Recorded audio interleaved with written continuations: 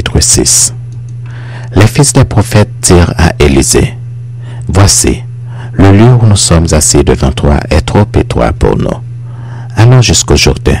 Nous prendrons là chacun une poutre et nous nous y ferons un lieu d'habitation. » Élisée répondit, « Allez. » Et l'un d'eux dit, « Consens à venir avec tes serviteurs. » Il répondit, « J'irai. » Il partit donc avec eux. Arrivés au Jourdain, ils coupèrent du bois. Et comme l'un d'eux abattait une poutre, le fer tomba dans l'eau. Il s'écria, « Ah, mon Seigneur, il était empointé. » L'homme de Dieu dit, « Où est-il tombé? » Et il lui montra la place. Alors Élisée coupa un morceau de bois, le jeta à la même place et fit surnager le fer. Puis il dit, « Enlève-le. » Et il avança la main et le prit.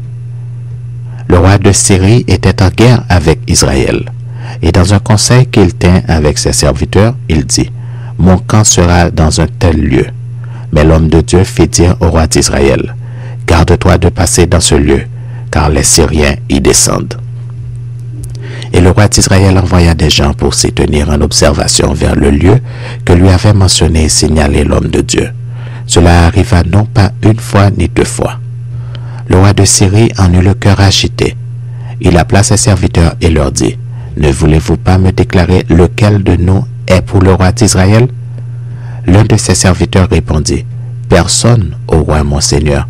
Mais Élisée, le prophète qui est en Israël, rapporte au roi d'Israël les paroles que tu prononces dans ta chambre à coucher. » Et le roi dit, « Allez, et voyez où il est, et je le ferai prendre. » On vint lui dire, « Voici, il est à Dothan. » Il envoya des chevaux, des chars et une forte troupe qui arrivèrent de nuit et qui enveloppèrent la ville. Le serviteur de l'homme de Dieu se leva de bon matin et sortit, et voici, une troupe entourait la ville avec des chevaux et des chars. Et le serviteur dit à l'homme de Dieu, « Ah, mon Seigneur, comment ferons-nous? » Il répondit, « Ne crains point, car ceux qui sont avec nous sont en plus grand nombre que ceux qui sont avec eux. » Élisée pria et dit, « Éternel, ouvre ses yeux pour qu'il voie. » Et l'Éternel ouvrit les yeux du serviteur qui vit la montagne pleine de chevaux et de chars de feu autour d'Élisée. Les Syriens descendirent vers Élisée.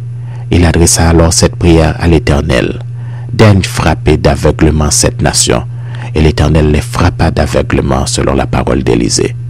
Élisée leur dit, « Ce n'est pas ici le chemin et ce n'est pas ici la ville. Suivez-moi et je vous conduirai vers l'homme que vous cherchez. » Et il les conduisit à Samarie. Lorsqu'ils furent entrés dans Samarie, Élisée dit, « Éternel, ouvre les yeux de ces gens pour qu'ils voient. » Et l'Éternel ouvrit leurs yeux, et ils virent qu'ils étaient au milieu de Samarie. Le roi d'Israël, en les voyant, dit à Élisée, « Frapperai-je?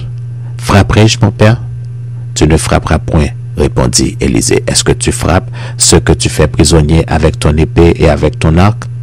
Donne-leur du pain et de l'eau, afin qu'ils mangent et boivent, et qu'ils s'en aillent, ensuite vers leur maître. » Le roi d'Israël leur fit servir un grand repas, et ils mangèrent et burent, puis il les renvoya, et ils s'en allèrent vers leur maître.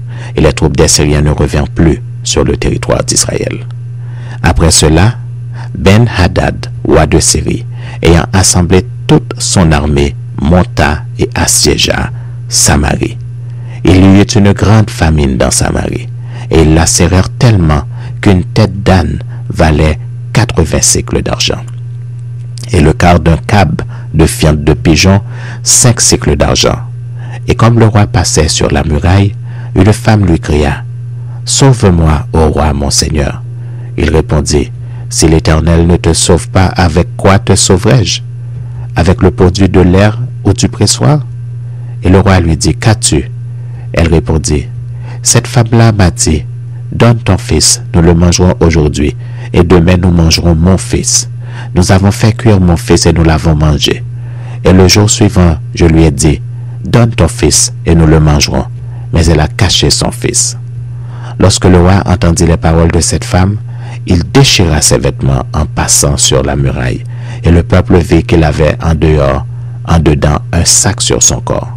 Le roi dit, « Que que Dieu me punisse dans toute sa rigueur si la tête d'Élisée, fils de Shaphat, reste aujourd'hui sur lui. » Or, Élisée était dans sa maison, et les anciens étaient assis auprès de lui. Le roi envoya quelqu'un devant lui. Mais avant que le messager soit arrivé, Élisée dit aux anciens, « Voyez-vous que ce fils d'assassin envoie quelqu'un pour m'ôter la tête?